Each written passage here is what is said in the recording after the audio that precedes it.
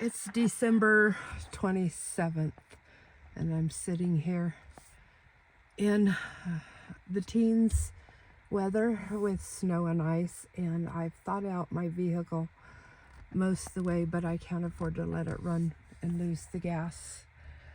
I just wanted to update everybody what's happening in my life, period. A couple of months ago, my camper van, the motor went out, and so I was without anything at all. So I had to go across the United States and buy something that my bank would be happy with.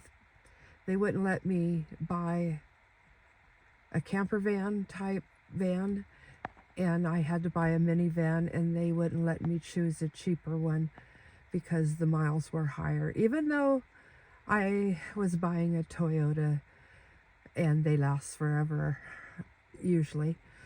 So now I have a payment and I can never move into a home. I was kind of hoping, sorry about nothing to look at here. I just didn't want to put people's houses in the video, but this beautiful view around here.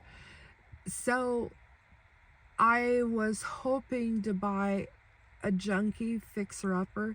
I'm 68 and disabled, and I can only do certain kinds of repairs, and I would never have the money to do it. But I was hoping to buy a very, very cheap junky place down south. My dreams were shattered when I had to finance a new vehicle. So I can never move out of my vehicle now. To make matters worse, I had, before all this bad times hit me, I had saved up all the things that I wanted for retirement. I had, over the last few years when I was making okay money before my job ended, I bought what I thought I would need for the future. I bought the furniture that I wanted, and I bought so much of power tools and stuff so that I could do work and fix a house, and so I can build things and stuff with power tools. And so I had to give up my dream of ever having a home again, but I had my stuff in storage, and I had a second channel that I was wanting to start, and it would involve creating the home with all the new stuff I had purchased to fit the vibe. And now my storage facility has stolen it all from me. They illegally falsified documents and forged my signature. When my van motor went out, I rented a vehicle, and I headed to Texas first for an event, and then to Oklahoma to try to find a vehicle to buy. That was kind of a nightmare in itself. But I had left some flour and pasta in one of my storage units that I had found in the back, and I was bringing it out at the time that my motor went out, and I forgot entirely about it.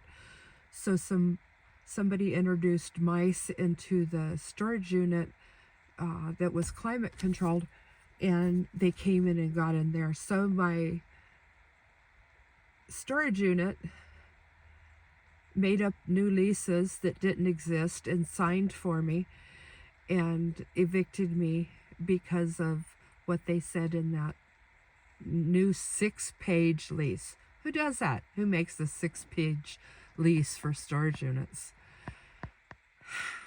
I guess it's a place that is desperate to sell. They've owned it for 3 years, and they've tried several times to sell it, and a business will come and take it over and check it out for a couple months and then say, no, I don't want it. So their only recourse is to try to trick vulnerable people into taking their household. I had my EcoFlow solar generators in there, and which are necessary for living in my van, because I had to take all the important stuff out when my van broke down, and I could only take a certain amount of stuff with me when I rented a vehicle to go to the event in Texas and to buy a vehicle in Oklahoma.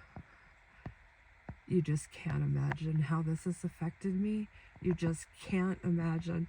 They took away everything. I even had I had multiple purses, and the one with the most important stuff I had left there because I was afraid of being on the streets in Texas when I returned my rental if I didn't have a new vehicle yet.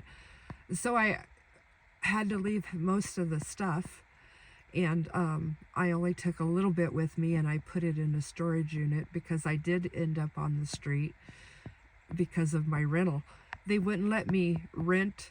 I had to return the rental in Texas, but I needed to get up to Oklahoma where a friend was going to help me look for a vehicle. Well, in the meantime, I'm so frustrated I can't even remember what I'm talking about. Sorry, this is just, you can't believe what this has done to me.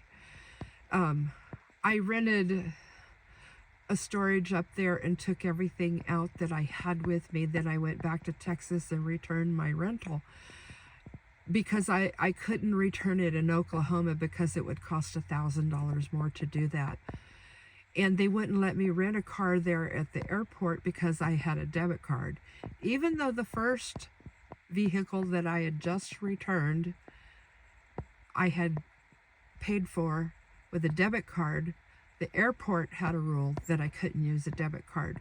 So me and my puppy, we were stuck on the streets of, I think it was Dallas, Fort Worth overnight, out on the streets in the cold and the wind with, I didn't really have a blanket. I had a little tiny thing for my puppy, and it was windy and cold, and I had my walker and I had a bag, and I had to sleep sitting up leaning against a tree because I could not get on the train because my puppy was not in a crate. But the bus would let me because he is they count him as a service dog, and so they let me catch, but the next bus was the next day, so I had to wait like, I think it was 12 hours, and so that was all overnight, and it was dangerous being out on the streets. I was afraid, and it was horrible. It was really horrible, but it's nothing compared. I'm in such shock that I can't even grieve, because they got my whole everything. They got my brother and my mother and my sister that died, all my possessions, all my family photos, everything about my son in his childhood, and all his memories that I had saved for him. I had lots of brand new stuff in there to decorate my new home if I ever got one, because I knew I was going to live in a shack, and as long as it didn't have mold, and as long as it didn't have plumbing, foundation, or electrical issues or mold, I was going to buy a shack or a garage or something and move all my stuff. But now all I have is a big payment for my minivan it's a 2015, but it's still, COVID prices all went up. And now all the things that I saved for retirement to do, my sewing machines and all the sewing I wanted to do, and I've always had a way to create a little bit of income with what I can do, and they've taken that all away. And the channel that I wanted to start on another channel, and cottagecore living and stuff, I had all that stuff. I had everything to fit the vibe. I just didn't have a place to live. And now, all I have is a payment on a van in the snow and the ice, no heater. I just have this fluffy blanket and this down comforter, and you can't run your heater all night. It's not good for your vehicle, but I do start it about 2 or 3 times a night for 5 minutes. Just my little puppy, he's so cute. I mean, most of the time he's not bothered by the cold. He can take a lot of cold, and he sometimes will like sleep right there or right there, and he won't. But when he gets cold, or when he wants to, he comes and gets in bed with me right here. But it's hard. It's hard. I can't leave here because of everything. Oh, just pray for me. You just can't believe it. And they think they're being legal. They immediately rushed out during Christmas Eve and Christmas and went to my storage and got a big dumpster and started going through it. They were in such a hurry after a 10-day eviction notice when I was across the United States.